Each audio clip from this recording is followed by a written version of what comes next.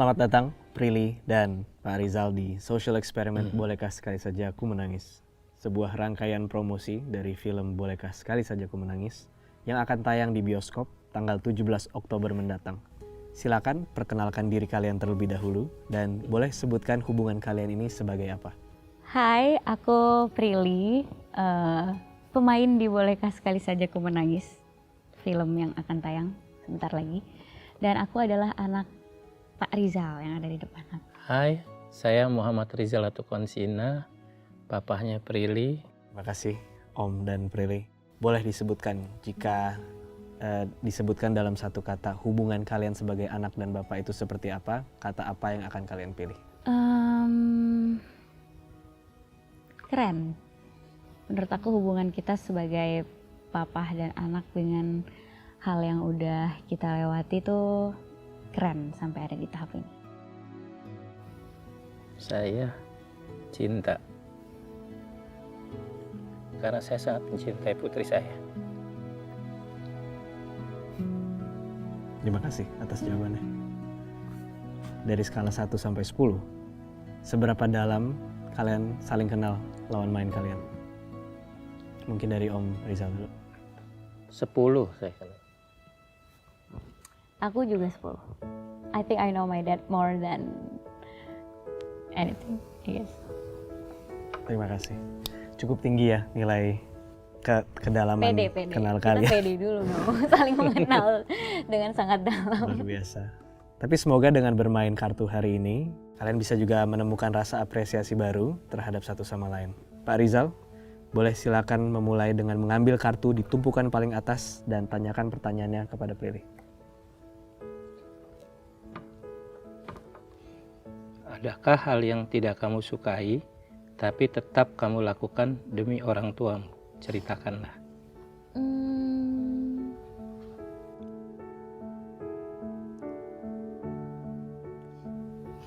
Sebelum jawab pertanyaannya, aku disclaimer dulu. Aku sangat bersyukur bisa menjadi anak yang selalu papa sama mama andalkan. Dan aku bersyukur karena aku lahir sebagai anak pertama yang dimana mama sama papa selalu bertanya sama aku soal apapun itu dan bertanya solusi ke aku gitu. Jadi aku seneng banget di keluarga itu bisa selalu ngasih solusi, bisa membantu papa sama mama nyelesain masalah, bisa selalu mendengarkan masalah papa sama mama dan Raja juga. Cuma kadang rasanya tuh aku suka sebenarnya menjadi anak yang seperti itu. Cuma kadang di hal-hal tertentu rasanya tuh sepi banget. Karena aku ngerasa jadinya kayak nggak punya ruang untuk jadi anak yang mungkin normal kayak anak-anak lain, kayak misalnya jadi anak yang cengeng atau jadi anak yang bisa marah atau bisa ngelawan atau bisa tantrum. So karena papa sama mama sangat mengandalkan aku dari kecil, aku jadi ngerasa setiap saat itu aku harus jadi orang yang lebih dewasa dari seharusnya.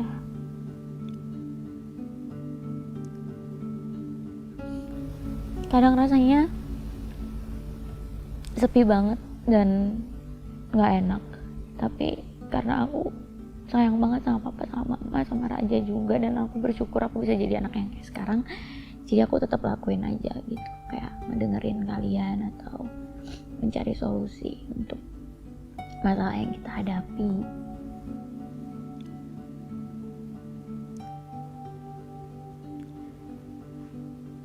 Kadang ada momen dimana aku gak mau ngalah.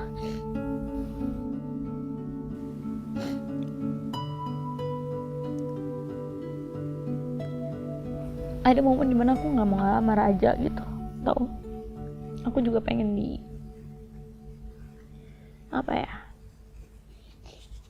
Ya aku juga mau, nggak pengen, aku juga kayak nggak mau jadi anak dewasa terus, soalnya capek aja. Itu sih.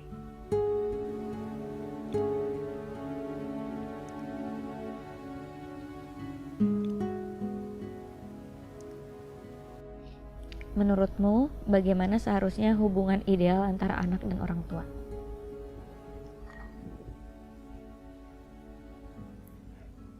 Ya menurut saya sih normatif ya, artinya anak dan orang tua itu kan memang biar bagaimana juga kan ada batasan-batasan yang harus kita tahu satu sama lain gitu.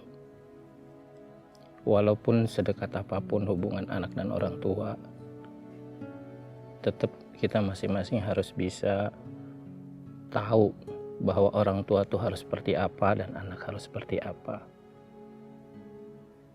Tapi bukan berarti batasan itu akan menjadi penghalang untuk bisa mencurahkan segala isi hati kita masing-masing.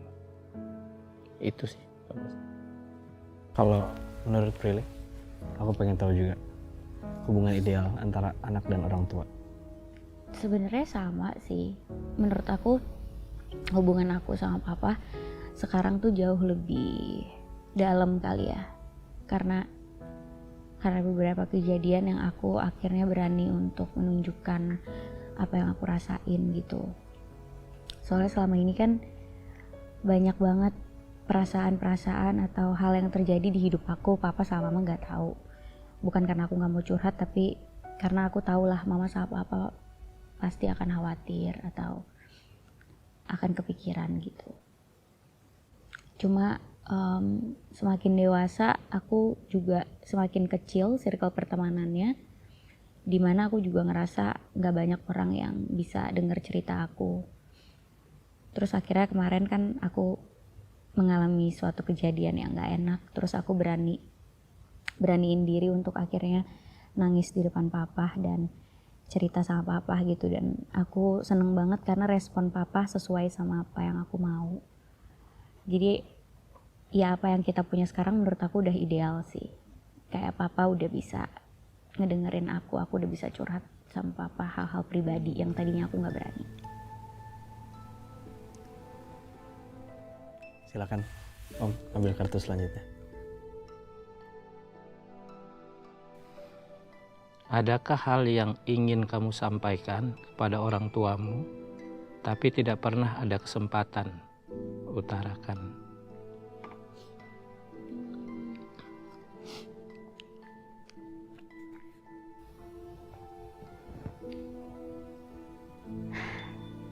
Minum dulu.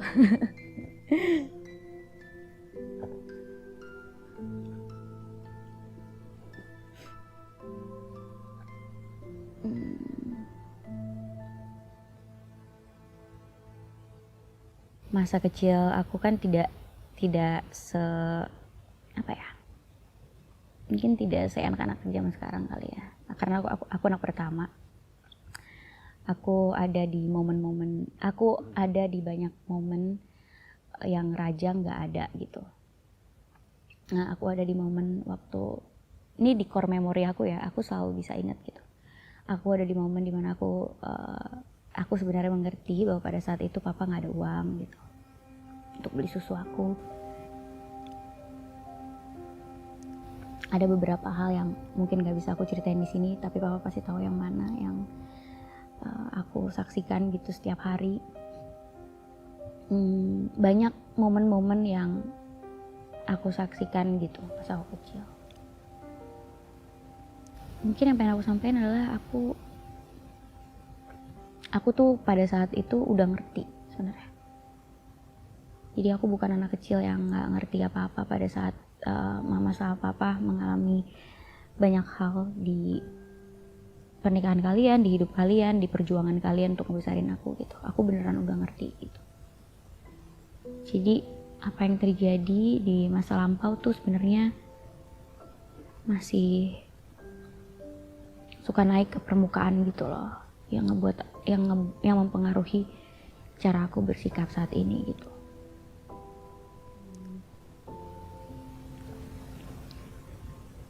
Terus aku cuma pengen papa mama tahu gitu bahwa itu berat buat aku.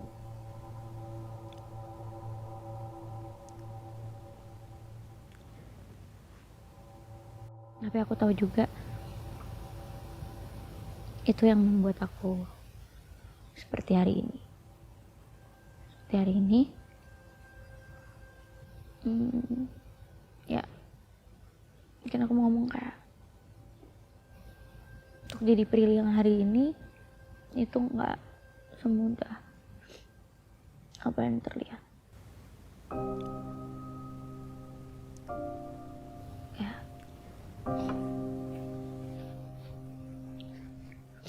papa selalu bilang kayak aku tuh anak yang paling beruntung, karena memang benar aku selalu dapetin apa yang aku mau gitu. Kayak misalnya aku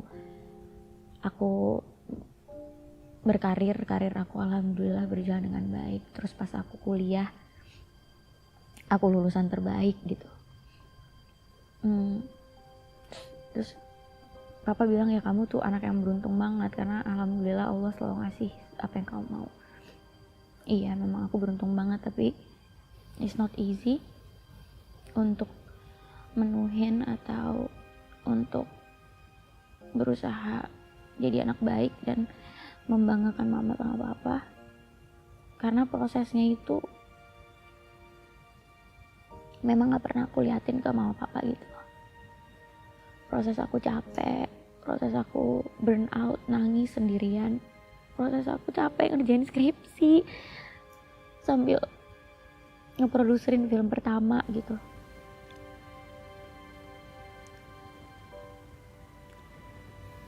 Proses aku patah hati mungkin, proses aku dihianatin temen, proses aku capek banget, kayak banyak ekspektasi yang harus aku fulfill gitu sebagai anak dan juga sebagai public figure gitu. Pasti banyak harapan dari banyak orang.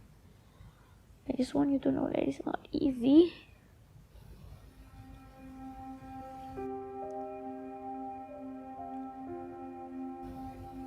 Prosesnya tuh capek banget sebenarnya, tapi emang aku bukan tipe yang jual derita atau kayak mengeluh, tapi sebenarnya sangat melelahkan. Jadi aku cuma pengen mama sama papa kayak lebih ngerti aja sih kalau misalnya aku capek itu beneran aku capek, bukan capek fisiknya doang, tapi beneran capek pikiran, mental, dan semuanya.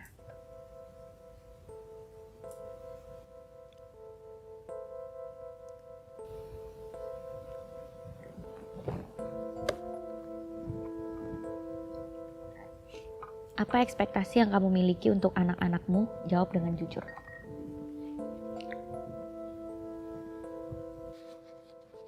Tentunya yang pertama sukses ya, untuk menjadi artinya mandiri, mapan, lalu menjadi anak yang selalu taat pada agama, terus kepada kedua orang tua, dan bisa banyak membantu keluarga dan orang di sekitar. Itu sih ekspektasinya. Kira-kira apakah Om juga berekspek bahwa Prilly bisa bahagia dalam hidupnya sekarang? Saat ini memang saya lihat dia sudah bahagia. Tapi kan itu kan dari kacamata saya ya. Saya nggak tahu di balik itu kan akan ada hal-hal yang mungkin dia tidak terbuka kepada saya gitu. Tapi kalau sejauh ini saya lihat dia sudah bahagia karena sesuai dengan apa yang dia cita-citakan dulu gitu loh. Jadi waktu dari kecil kan cita-cita kamu ya seperti sekarang ini kan semuanya tercapai. Itu sih yang saya lihat. Jadi saya yakin bahwa saat ini dia bahagia. Namun kalaupun ada kurang, ya salah satu hal yang mungkin dia punya cita-cita yang lain yang saat ini belum terkabul, ya saya nggak tahu itu. Thank you Om. Prilly, dari ekspektasi yang sudah disebutkan oleh Om Rizal, kira-kira apakah dirimu sudah mencapai ekspektasinya? Aku ngerasa sih aku udah memenuhi ekspektasi mama papa ya, tapi nggak tahu deh mama papa ngerasain gimana gitu, karena aku beneran kayak bekerja atau menjadi anak yang kayak sekarang itu emang untuk mama sama papa gitu. Kayak hidup aku tuh emang aku ngerasanya untuk keluarga, karena aku sayang banget sama mama sama papa, sama Raja juga gitu. Jadi aku ngerasa aku harusnya udah memenuhi ekspektasi mama sama papa gitu. Thank you. Silakan Om Rizal, ambil kartu selanjutnya.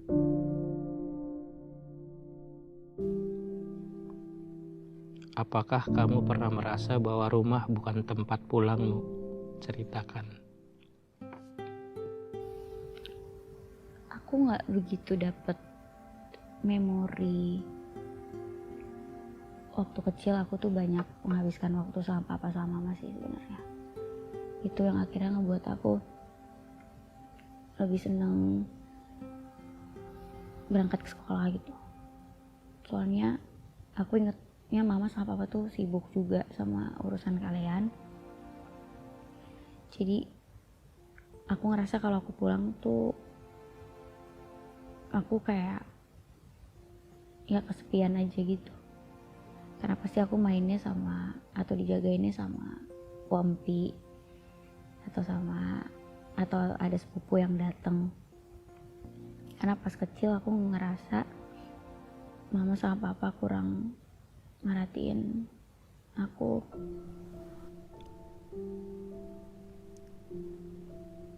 Dan mama sama papa sibuk sama urusan ya mama sama papa gitu.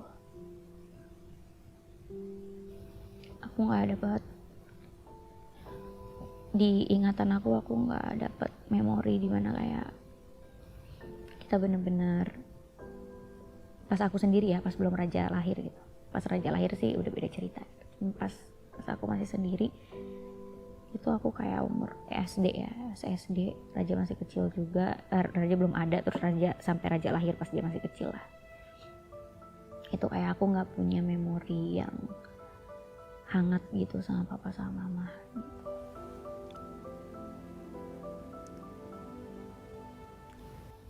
Jadi pas aku kecil tuh aku ngerasa pulang ke rumah tuh kayak nggak pulang ke rumah. Makanya aku lebih seneng main ke rumah tetangga, terus sekolah gitu. Apalagi pas Raja lahir aku ngerasa perhatiannya udah ke Raja kan jadinya.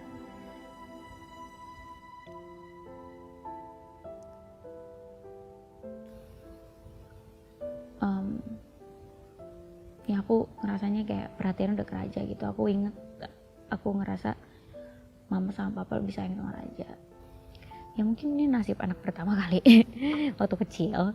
Jadi kayak ya udah emang ada anak kecil lagi lahir, masih balita, perlu perhatian juga gitu.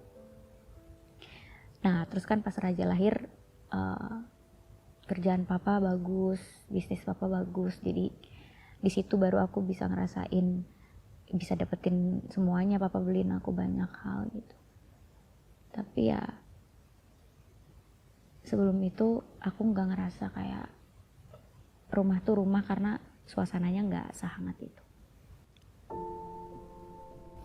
Nggak ada ruang untuk aku juga punya masalah gitu. Karena pas aku pulang kayaknya emosi mama sama papa lebih besar daripada apa yang aku rasain. Terus masalah yang kalian hadapi kayaknya lebih penting daripada apa yang aku hadapin. Jadi ya udah deh mendingan gak usah cerita aja, jadi aku dengerin aja atau aku bantu aja gitu. Cuma itu yang ngebuat aku jadinya kayak kalau pulang jadi nggak kayak pulang ke rumah, karena aku di luar sebagai Prilly aku harus mikirin banyak orang, di rumah juga aku harus mikirin mama papa sama Raja.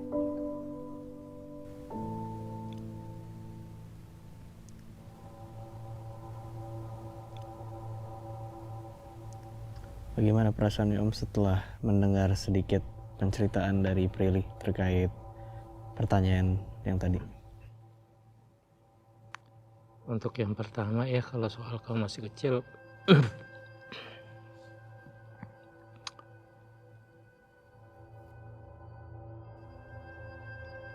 Papa minta maaf sama kamu. Tapi kalau bilang bahwa Papa kurang sayang sama kamu, enggak begitu. Cuma namanya rumah tangga baru itu kan berat. Banyak yang harus dipikirkan, apalagi kondisi Papa juga kan belum seperti sekarang gitu. Jadi mungkin pikiran Papa tersita untuk bagaimana supaya ekonomi keluarga ini bisa baik dan mapan gitu. Karena mikirin kamu juga ke depan, sebenarnya itu sih. Jadi kalau Papa minta maaf kalau kamu punya perasaan kayak gitu, padahal demi Allah nggak ada. Sayang Papa ke kamu sama ke Raja sama. Namanya kita orang tua tuh tidak pernah beda-bedakan anak-anaknya gitu. Cuma mungkin kalian berada di situasi dan kondisi yang berbeda kan begitu. Mungkin pada saat kamu kan memang kondisi Papa kan kamu tahu kan seperti itu. Jadi Papa harus berjuang. Dalam keadaan Papa yang kurang beruntung kan gitu. Papa harus mikirkan gimana caranya ke depannya kita bisa hidup kan gitu. Jadi ya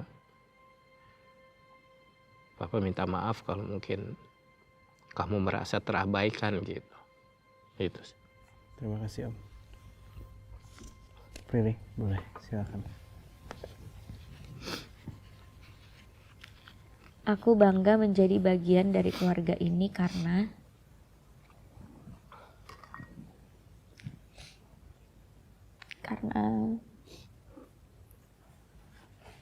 aku bangga keluarga ini tuh isinya adalah orang-orang yang sangat-sangat baik dan kuat gitu. Dari semua hal yang aku saksikan gitu ya, kayak dari kecil Papa gimana, Mama gimana, Raja gimana, tapi aku tahu keluarga ini tuh akan selalu memberikan yang terbaik untuk satu sama lain, dan emang selalu pengen ada untuk satu sama lain gitu. Kayaknya itu juga alasan aku bekerja keras untuk Papa, Mama, sama Raja sih. Soalnya aku masih inget, ini di core memory aku gak tahu Papa inget atau enggak. Waktu itu kayaknya Papa lagi susah juga, mungkin lagi ada masalah di kerjaan atau apa. Terus Papa kan selalu julukin aku Akmal, anak mahal. Karena walaupun Papa gak punya uang, tapi aku cuma mau minum susu yang harganya lebih mahal daripada susu yang lain. Gak tahu kenapa, karena aku cuma suka susu itu. Terus aku inget Papa sama Mama bawa aku pergi gitu, naik mobil, lagi hujan, habis itu berhenti di satu rumah, aku lupa rumah siapa. Terus Papa ngetok rumah itu, kayak berdiri di depan pagar rumah itu, hujan-hujan. Ini yang ada di ingatan aku ya, jadi naik lagi ke permukaan. Karena Papa mau minjem uang untuk beli susu aku. Lagi hujan, aku nunggu di mobil sama Mama sambil Mama berdoa semoga Papa dapat uangnya gitu untuk beli susu aku. Jadi aku di situ, setiap aku ingat itu, aku tahu bahwa apapun yang aku alamin dari kecil, mau ada rasa nggak enaknya pun, aku tahu bahwa Papa adalah laki-laki yang juga bertanggung jawab gitu. Dan aku nggak mungkin hidup atau nggak mungkin jadi Prilly yang sekarang kalau nggak dibesarkan sama orang tua kayak Mama sama Papa. Itu alasan aku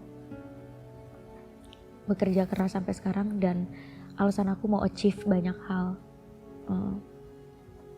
sampai saat ini gitu. Dan aku bangga karena aku lahir di keluarga yang kayak gini. Makanya aku sebel banget kalau misalnya aku dapat pasangan yang gak ngerti itu.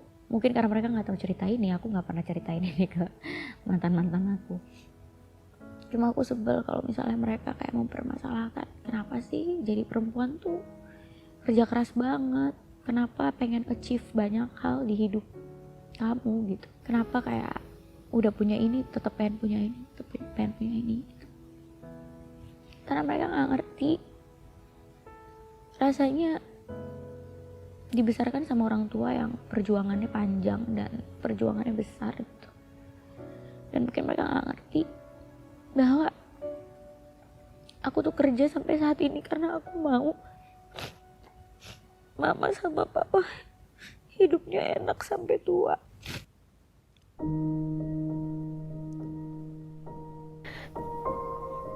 Aku gak mau mama sama papa susah kayak dulu.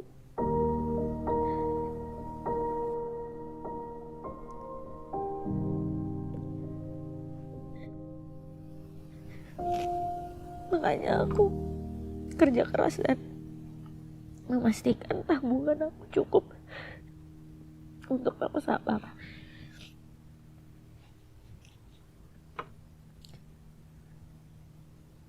Dan aku emang itu mau aku emang mau mama sama papa punya hidup yang enak sampai kalian tua gitu. Makanya aku bangga ada di keluarga ini, karena apapun yang aku alamin aku rasa pembelajaran yang terjadi di keluarga ini sangat berarti buat aku, sampai membuat aku menjadi anak yang kuat, nggak manja dan mandiri.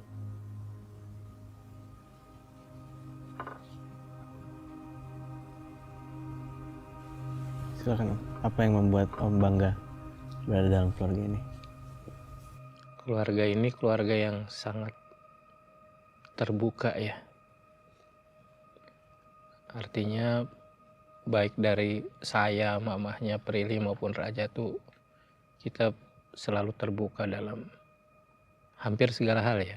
Kita terbuka dan selalu saling membantu. Di mana kesulitan salah satu di antara kita pasti kita berembuk untuk bisa selesaikan bersama. Kekompakan sih yang buat saya bangga di sini.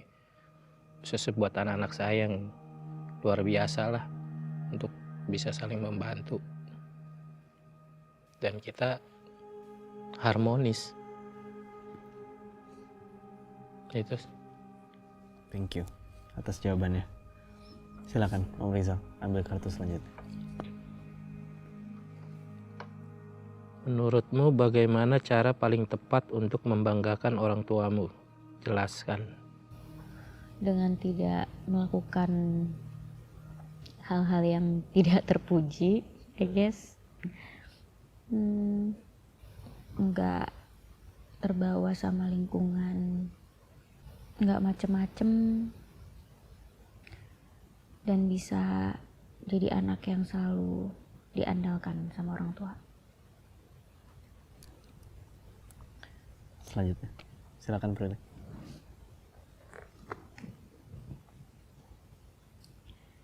Ceritakan satu memori yang sangat berkesan tapi tidak ingin kamu ulang.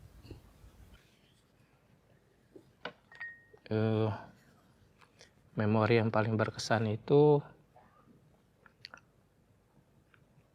waktu kamu ikut Koki Cilik.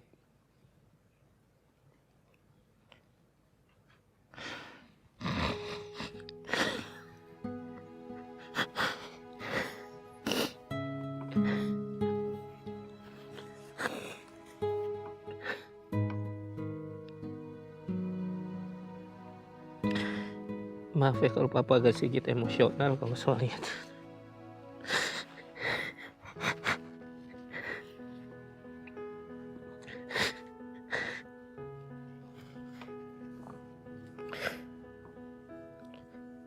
Waktu kita di Bangka Belitung. Terus ada edisi untuk, papa lupa edisinya apa ya. Mancing. Itu perjalanannya dari pesisir pantai sampai ke tengah laut itu kurang lebih 4 jam. Saat itu tuh pikiran papa tuh udah, namanya kita bawa anak dengan perahu nelayan kan waktu itu kan. udah macem-macem. Terus papa mikir, kok anak saya cari uang harus sampai kayak begini gitu. Yang bikin paling papa sedih itu waktu perjalanan pulangnya. Udah sampai di tengah kan, nggak lama, kurang lebih 1 atau 2 jam kita balik kan. Itu kan tahu sendiri, kita nggak ngelihat pulau kiri kanan tuh udah nggak ngelihat apa-apa. Hujan, badai waktu itu, hujan gede. Papa duduk cuma mikir, wah, papa nggak mikirin diri papa sendiri, tapi berpikir gimana caranya kalau sampai terjadi apa-apa nyelamatin kamu, itu aja. Terus papa nggak tahu perasaan kamu tuh apa waktu itu. Terus papa kan nyamperin kamu ya, nggak tahu kamu masih inget apa enggak. Terus papa nanya sama kamu kan, kamu takut nggak? Papa bilang gitu. Terus jawaban kamu itu bikin papa selalu ingat. Aku nggak takut kok pak, kata kamu gitu. Kalau memang Allah menghendaki kita selamat, kita pasti selamat. Tapi kalau memang hari ini waktunya memang kita harus kembali, ya kita akan kembali pada itu omongan kamu yang papa nggak bisa lupa. Tapi papa tenang karena kamu punya iman yang luar biasa gitu, bisa jawab seperti itu padahal kamu umurnya baru 13 tahun. Itu sih yang paling berkesan, yang mungkin sampai akhir hayat saya nggak akan pernah lupa itu. Bahkan sampai akhirnya saya berdoa gitu. Papa berdoa, ya Allah ya Tuhan, kalau memang kedepannya rezeki saya ini banyak, ditukar aja buat kamu, Papa bilang gitu. Biar Papa dapat rezeki sedikit, yang penting kamu banyak, Papa bilang. Karena Papa nggak mau kamu susah gitu loh. Karena Papa nggak tahu kedepannya kamu akan gimana, ngelihat begitu luar biasa susahnya cari uang untuk menjadi seorang artis ya, Papa bilang. Itu sih. Sebenarnya itu juga core memori aku. Cuma emang pada saat itu tuh yang aku pikirin kayak zaman dulu kan jadi artis susah banget ya. Iya. Nggak ada sosial media, mau casting mau apa juga ribet gitu. Dan aku ngerasa aku juga bukan anak yang paling cantik, yang paling pinter, yang paling apa juga gitu. Maksudnya biasa aja gitu, anak biasa gitu. Terus pas aku punya kesempatan untuk bisa dipercaya kerja di program Koki Cilik itu, aku benar-benar nggak mau take that for granted gitu. Aku benar-benar sangat menghargai dan bersyukur aku bisa dapat pekerjaan itu. Karena emang cita-cita aku ya, aku maunya punya uang gitu. Benar-benar cita-cita aku tuh bukan pengen terkenal atau apa, tapi punya uang gitu. Karena aku mau bisa ngebantu mama sama papa. Jadi pas di tengah laut badai gitu, yang aku pikirin cuma mungkin ini adalah tantangan pekerjaan aku untuk aku dapat rezeki yang banyak. Tapi kalau emang aku harus tenggelam atau kayak kenapa gara-gara pekerjaan ini, setidaknya aku udah pernah jadi anak yang berusaha dan mencoba untuk bisa ngebantu mama sama papa.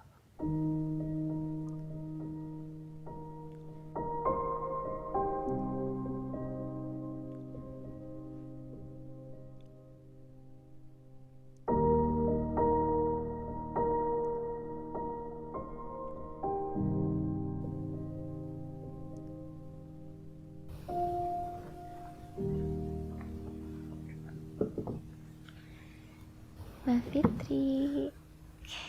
Halo Mbak Fitri. Halo Mas. Boleh silakan perkenalkan dirimu kepada penonton. Halo, nama saya Mbak Fitri, asistennya Kakak Prilly yang nemenin Kak Prilly tiap hari kemana-mana. Sudah berapa tahun Mbak Fitri bersama Prilly? Mbak udah 8 tahun dari 2016 September. Sudah cukup kenal dekat dengan Prilly dan keluarga berarti ya? Alhamdulillah kenal. Baik, terima kasih Kak Fitri sudah hadir hari ini. Sekarang kita akan melanjutkan permainannya dan saatnya kita akan mulai membuka kartu yang sudah ada di hadapan kalian satu persatu. Kita akan mulai dari Mbak Fitri. Silakan buka kartu yang ada di hadapannya Mbak dan ditanyakan kepada pemain yang di kanan yaitu Prilly. Adakah perasaan terpendam yang belum pernah kamu ungkapkan dirimu untuk ayah dan ibumu?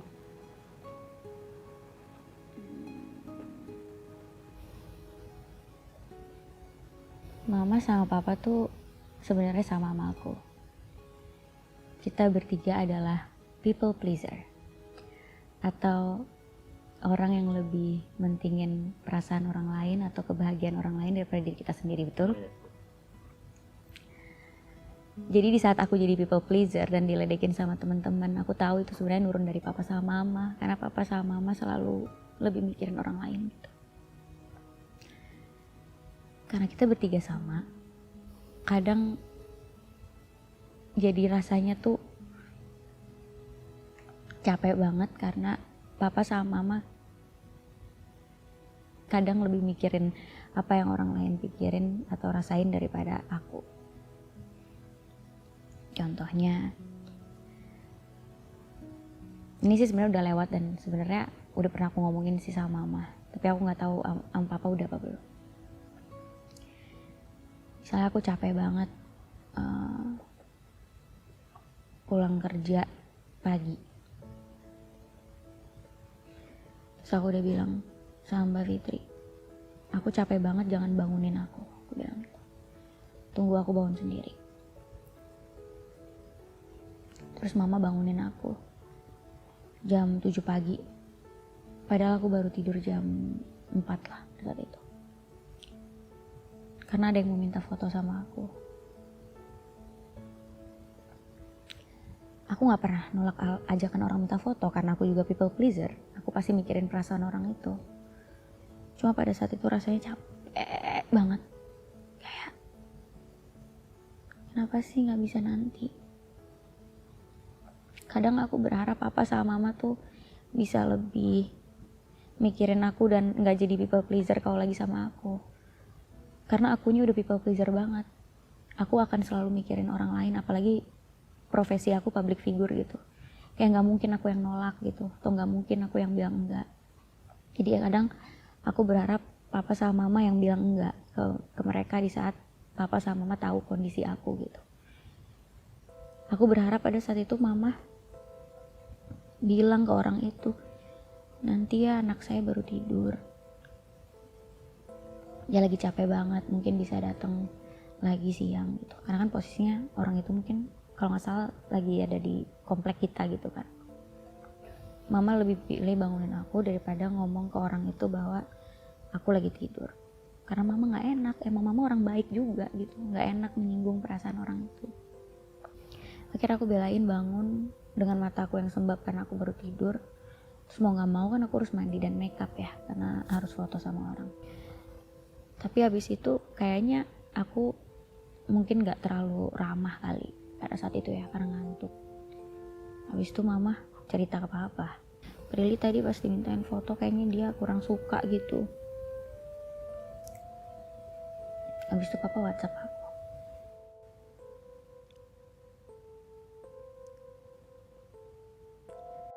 kamu minta maaf ke mama kamu karena mama kamu sedih. Pas kamu minta foto kamu kayak nggak, pas kamu dimintain foto kamu kayak nggak suka gitu. Di situ aku tahu bahwa papa sama mama itu sebenarnya sama kayak aku. Kita akan selalu mikirin perasaan orang lain. Pasti mama sama papa takut orangnya yang foto sama aku kayak ngerasa aku jutek atau gimana. Tapi di situ juga aku sedih karena kenapa sih kalau sama aku juga jadi people pleaser gitu. Kan aku juga mau mama sama papa mikirin aku gitu. Karena akunya udah capek jadi people pleaser di luar sana gitu, sebagai public figure yang harus selalu ceria, selalu baik. Aku maunya di rumah tuh aku bisa diprotek gitu sama papa mama.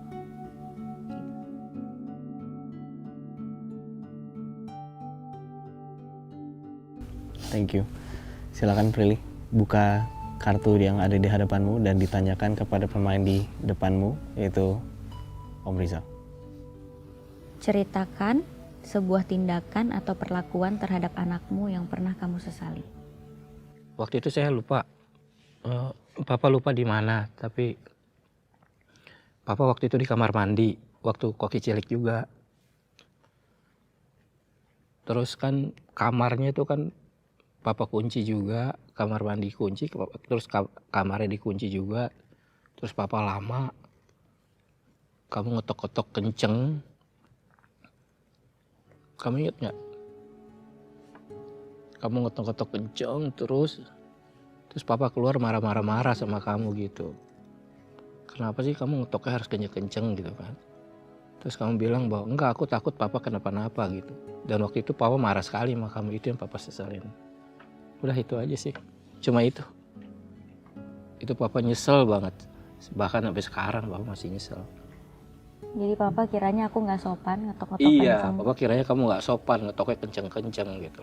Padahal aku emang takut papa kenapa Iya, sih. terus akhirnya terus kan Papa minta maaf sama kamu, terus kamu ya udah kita jangan sampai begini lagi, inget ya gitu. Itu aja yang Papa inget itu.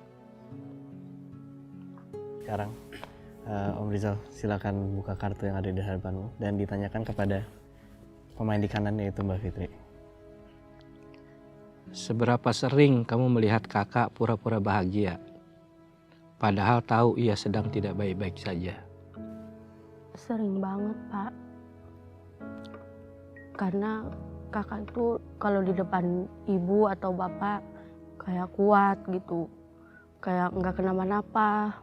Padahal kalau di mobil atau di apartemen atau di kamar, saya sering dengar kakak kayak nangis atau kenapa sih kok aku harus gini, harus ngertiin mereka, tapi mereka kayak nggak ngertiin aku. Pokoknya kakak tuh kalau di belakang bapak sama ibu banyak yang bapak sama ibu nggak tahu. Kakak nangis, kakak kenapa-napa gitu. Yang tahu tuh paling kalau di mobil saya sama Roni, kalau di apartemen saya.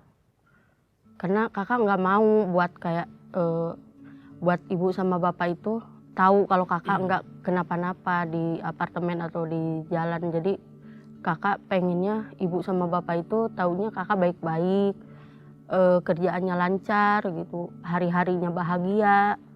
Padahal di balik itu banyak yang nggak kakak kasih tahu ke ibu sama ke bapak. Misalnya kalau kakak waktu itu lagi syuting di Jakarta, dia sakit, dia nggak mau ibu sama bapak tahu, bela-belaan kan waktu itu belum tinggal di apartemen. Waktu itu sangkan kakak nggak mau taunya dia sakit, kita nginep di hotel 3 hari. Kakak bilangnya kita nginep sama orang lokasi, disuruh nginep biar deket syutingnya. Padahal itu kakak lagi lagi lambung, cuman dia nggak mau kalau ibu sama bapak sampai tahu karena takut ibu panik, bapak panik. Nah di situ tuh kayak si kakak tuh, Mbak udah kita berdua aja ya, jangan kasih tahu mama. Terus saya suka bilang sama kakak, nanti kalau mama tahu Mbak yang dimarahin, kenapa umpet-umpetin kakak lagi sakit. Terus kata kakak suka bilang, enggak, mama nggak akan tahu. Nanti kalau tahu pun aku pasti belain Mbak. Kalau itu disuruh aku cuman nggak mau mama panik, aku lagi syuting terus sakit gitu. Sorry ya Pak. Padahal yang ketakutannya berlebihan kan mama kamu sebenarnya kan. Iya. Harusnya kamu bisa terbuka sama papa aja kan. Ya makanya karena aku tahu kayaknya aku sadar gitu bahwa apa yang nggak sesuai sama papa sama mama menurut aku itu juga karena aku gitu. Kenapa aku nggak bilang aja sebelum ada ini gitu. Kenapa sih kalian nggak ngertiin aku? Kenapa sih aku harus dibangunin tidurnya gitu. Tapi kan pada saat itu aku memilih untuk diem aja kan. Karena aku emang kayak nggak mau ngelawan aja, nggak mau ngelawan orang tua gitu. Cuma ya kadang emang capek banget rasanya gitu. Kan kalau misalnya aku kerja terus aku capek, aku tuh nggak suka sama jawaban mama gitu, kayak ya udah nggak usah kerja makanya, atau kayak ya lagian ngapain sih kerjaannya banyak banget gitu.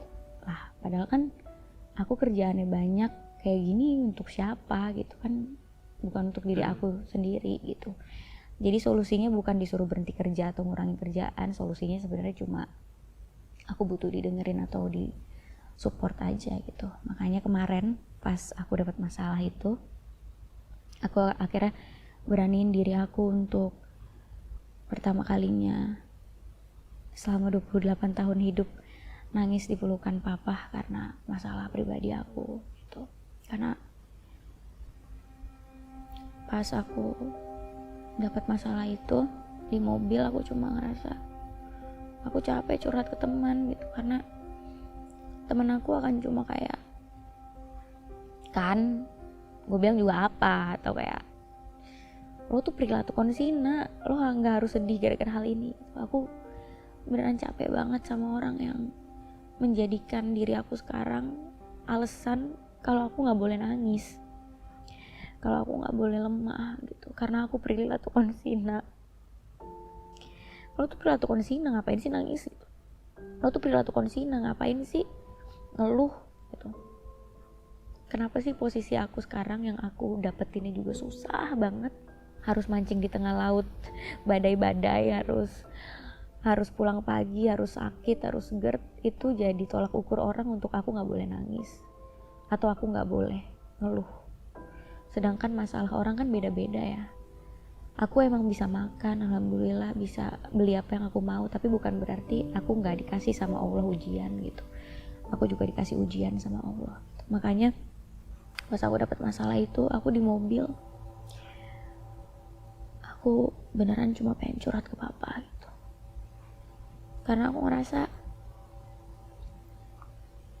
papa aku tahu bahwa aku ada di posisi ini nggak mudah. Jadi kalau aku nangisin hal yang menurut orang mungkin receh atau nggak harus aku tangisin, dia pasti ngerti kalau ini tuh bikin aku sedih banget gitu. Dan bikin aku kayak, ya udah emang ini ujian aku di sini gitu, dikasih sama Allah. Makanya aku bilang sama papa, "Pa, boleh gak sekali aja aku nangis ke papa, tapi jangan anggap aku anak, tapi anggap aku teman." Ingat kan aku ngomong gitu. So akhirnya kemarin pertama kalinya aku bersyukur banget aku ngalamin itu dulu sebelum main ini. Jadi aku kayak udah lumayan lega, aku punya papa yang bisa dengerin aku gitu. So ya udah, akhirnya pertama kali 27 lebih, hampir 28 tahun aku hidup, pertama kali aku nangis di pelukan papa dan ngasih lihat papa bahwa aku nggak sekuat itu gitu ternyata gitu. Ternyata aku bisa sedih juga, bisa bermasalah juga, bisa melakukan hal yang mungkin papa nggak suka juga, dan bisa patah hati juga gitu. Dan aku seneng karena respon papa membiarkan aku menjadi orang yang normal, nggak harus jadi anak yang perfect, atau ya aku nggak harus jadi anak yang sempurna gitu. Ya soalnya jujur ya Pak, aku ngerasa papa sama mama tuh juga sadar nggak sadar kadang berharap atau sedikit menuntut aku untuk jadi anak yang sempurna tanpa celah. Dan itu yang akhirnya ngebuat aku jadi nggak terbuka, karena aku takut kelihatan gak sempurna gitu. Kalau aku sedih atau kelihatan, atau kalau aku hancur, atau kalau aku mentalnya terganggu gara-gara kerjaan atau apa, ya aku nggak mau kalian jadinya kayak ngelihat celah di diri aku. Tapi aku tahu itu nggak baik, karena aku juga yakin papa mama tahu bahwa nggak ada anak yang sempurna. Makanya malam itu aku berani nunjukin ke papa sisi aku yang lain. Aku mau ucapin terima kasih bukan cuma ke Prilly dan ke Om Rizal, tapi juga ke Mbak Fitri, kepada semua pemain hari ini karena sudah bersedia untuk terbuka. Kita sudah tiba di akhir permainan kita hari ini. Sudah tidak ada kartu di atas meja, namun sebenarnya masih ada satu pertanyaan terakhir di dalam kotak kartu kita ini. Om Rizal boleh silakan ambil, buka kotaknya dan bacakan pertanyaan terakhir. Pertanyaan terakhir ini boleh dijawab oleh seluruh pemain yang ada di meja. Jika hari ini adalah hari terakhir kita bertemu, hal apa yang ingin kamu sampaikan kepada satu sama lain?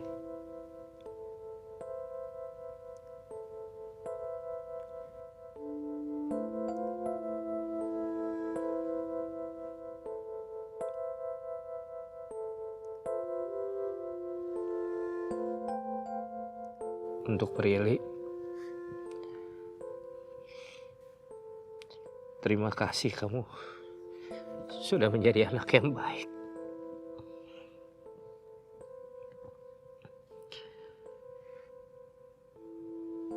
Kamu adalah tumpuan harapan Papa untuk Mama dan adik kamu.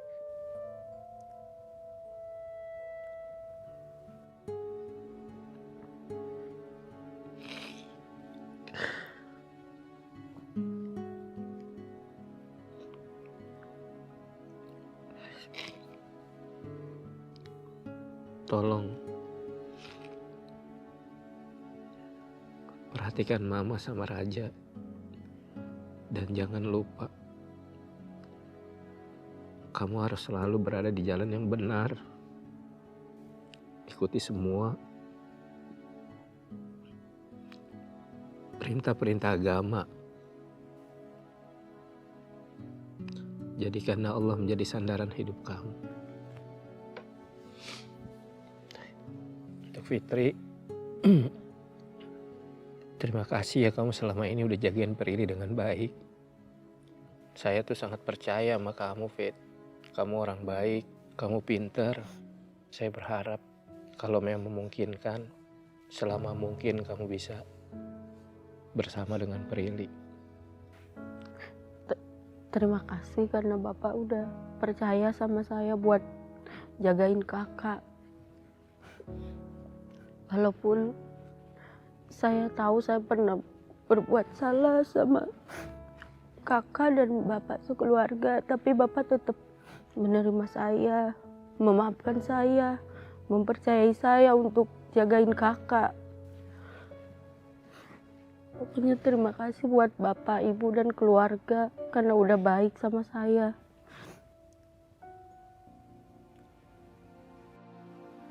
Kak, maafin Mbak, kadang Mbak kerjanya nggak bener. Kadang Mbak suka sering buat salah sama kakak. Pokoknya terima kasih buat kakak karena udah menerima Mbak, memaafkan Mbak. Walaupun Mbak banyak salah, semoga kakak bahagia selalu. Tapi harapan Mbak pengen kerja sama kakak terus supaya Mbak bisa jagain kakak. Karena dia itu kalau di apartemen nggak sekuat kayak di luar. Kalau keluar dari apartemen dia jadi perempuan yang kuat, di depan orang senyum-senyum. Makanya Mbak pengen ada terus buat kakak. Makanya Mbak selalu, ya Allah, sehatkan badan Mbak biar Mbak bisa jaga kakak terus.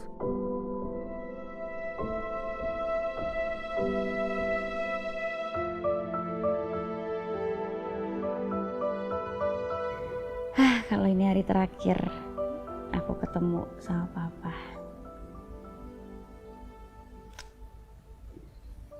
Paling aku mau ngomong, ya nggak gampang jadi papa. Aku dulu suka bandingin papa gitu sama papa temen aku gitu, kayak papa gini. Tapi semakin aku dewasa dan semakin aku mengerti hidup, aku tahu bahwa jadi papa tuh nggak mudah. Dan untuk ada di posisi papa bisa ngebesarin aku dan ya bertahan jadi orang tua aku, orang tua Raja gitu. Itu luar biasa banget gitu. Dulu aku suka ngelihat kayak, karena aku dulu suka ngelihat papa-papanya teman-teman aku gitu. Itu malah aku semakin sadar bahwa ya papanya mereka banyak dikasih kemudahan gitu pas ngebesarin mereka. Wajar aja kalau misalnya mereka punya memori yang hangat sama papahnya gitu, karena mungkin hidup papahnya nggak sekeras papa. Tapi pas aku tahu bahwa semakin aku gede dan aku semakin terbuka pikirannya, aku suka mikir, iya ya, papa tuh hidupnya keras banget, makanya dia juga keras orangnya. ngedidik anaknya juga disiplin, tapi dia bisa perjuangin apapun itu untuk anaknya bisa minum susu yang mahal, terus besarin aku sampai saat ini itu luar biasa banget gitu. Karena banyak juga kan ada orang tua yang nyerah terus ninggalin anaknya, atau kayak lepas tangan, lepas tanggung jawab gitu. Papa enggak. Jadi kalau ini hari terakhir kita ketemu, aku mau bilang makasih karena Papa udah jadi laki-laki yang bertanggung jawab, yang bisa besarin aku dan bisa ngedidik aku sampai aku jadi seperti hari ini.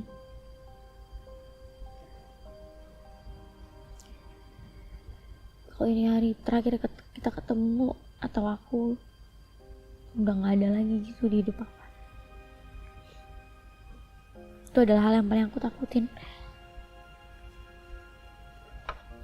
Aku takut banget mati muda soalnya. Bukan karena aku takut banyak dosa atau aku bakal masuk neraka, tapi aku takut gak ada yang ngurusin mama sama papa. Sampai aku mikir, waktu aku sakit-sakitan terus, aku sampai kayak, ya Allah, jangan ambil aku dulu sebelum orang tua aku, karena aku takutnya kalau aku duluan nanti mereka gak ada yang ngurusin. Aku gak mau ninggalin mama, papa sama Raja, karena aku tahu aku yang bisa jagain papa sama mama dan Raja gitu saat ini. Tapi kalau sampai ini hari terakhir kita ketemu, aku harap apa yang aku lakuin sebagai anak udah cukup buat papa sama mama. Semoga aku udah membanggakan papa sama mama dan udah membuat kalian merasa berhasil menjadi orang tua yang udah membesarkan dan mendidik aku.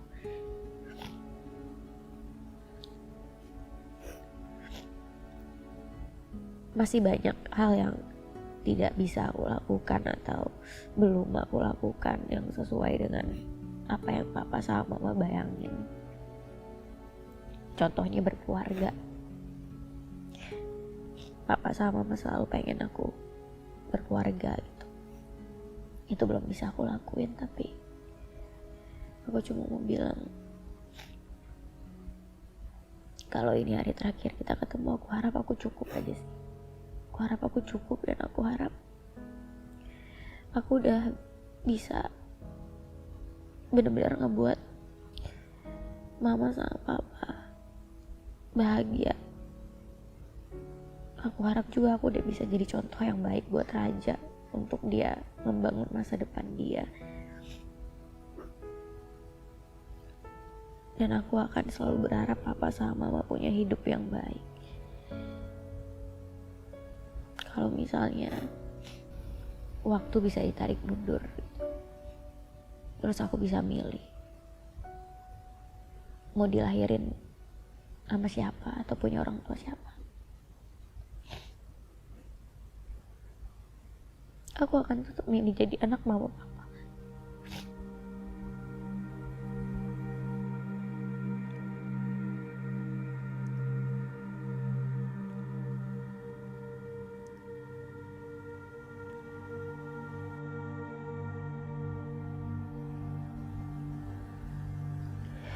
Walaupun mungkin tawarannya aku jadi anaknya siapa mungkin yang hidupnya lebih enak atau apa, I will always choose to be your daughter.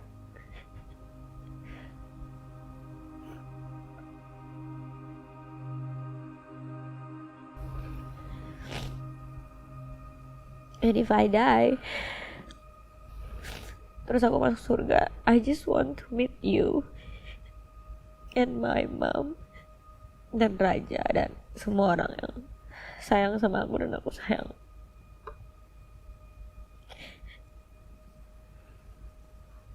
Because for me it's enough. and I hope it's enough for you too.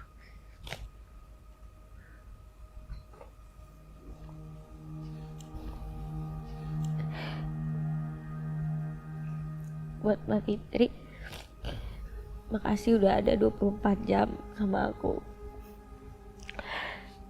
jagain aku setiap hari, menerima sisi aku yang mungkin gak pernah aku kasih lihat ke orang lain, sisi aku yang gak ada mandiri-mandirinya.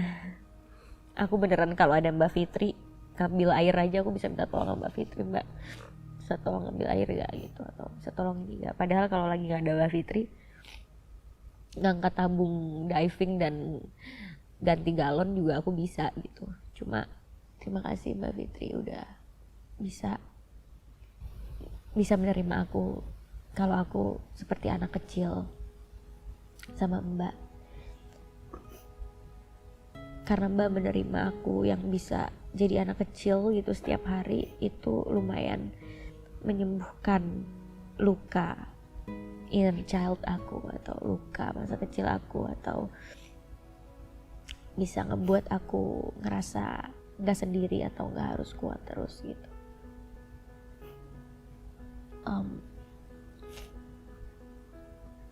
Maaf kalau sama Mbak Fitri mungkin aku gak sesabar kalau aku sama orang lain, karena aku capek sabar sama yang lain. Jadi kadang suka keluarnya emosinya pas sendiri atau pas sama Mbak gitu. Jadi gak sabaran sama Mbak, malah jadi gak sabaran karena udah terlalu capek harus sabar sama yang lain di luar sana gitu. Apalagi kalau pulang kerja harus sabar, misalnya ngadepin kerjaan harus sabar ngadepin orang lain. Jadinya pas di rumah aku tuh pengennya boleh gak aku jadi orang yang gak sabaran juga gitu. Boleh gak aku marah, boleh gak aku nangis, boleh gak sih aku juga teriak-teriak kayak ngapain kayak gitu. Dan itu suka tumpahnya ke Mbak. Aku minta maaf kalau Mbak ngerasa sedih atau apa gara-gara perilaku aku yang itu. Makasih udah selalu dengerin tangisan aku di apartemen, dan make sure aku baik-baik aja. Kalau ini hari terakhir kita ketemu, aku berharap Mbak punya hidup yang baik.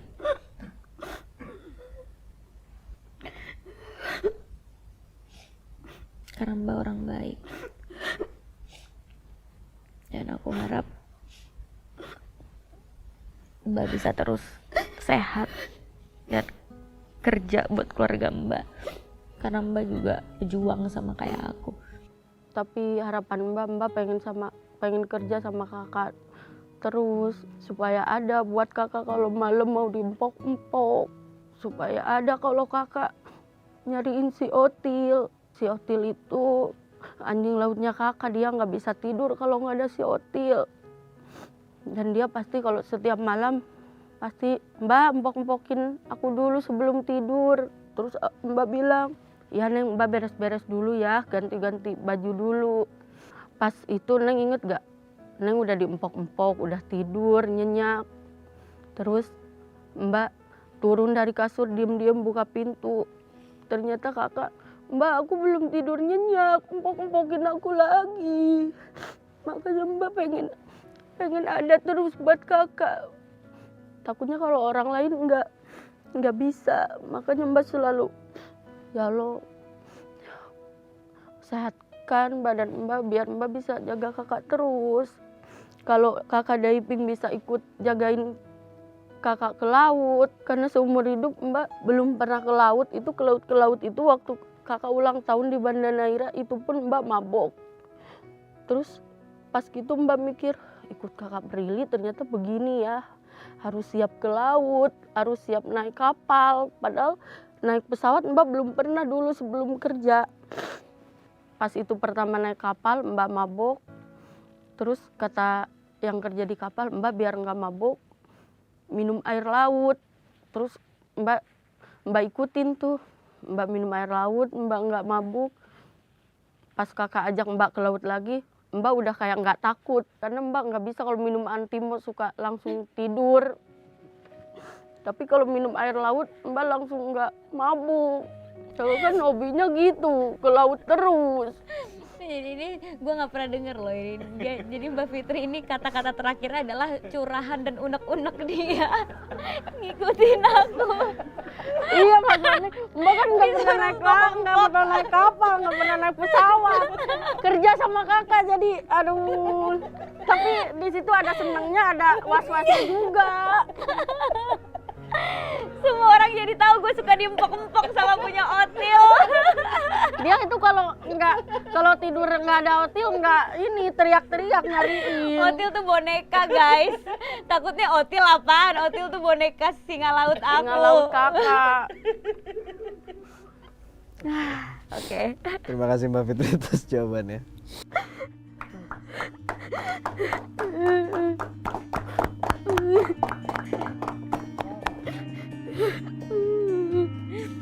Udah mbak, minum mbak. Minum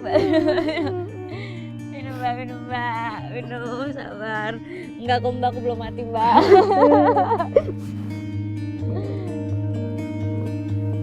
Tak perlu khawatir, ku hanya terluka. Terbiasa untuk pura-pura tertawa. Namun bolehkah sekali saja ku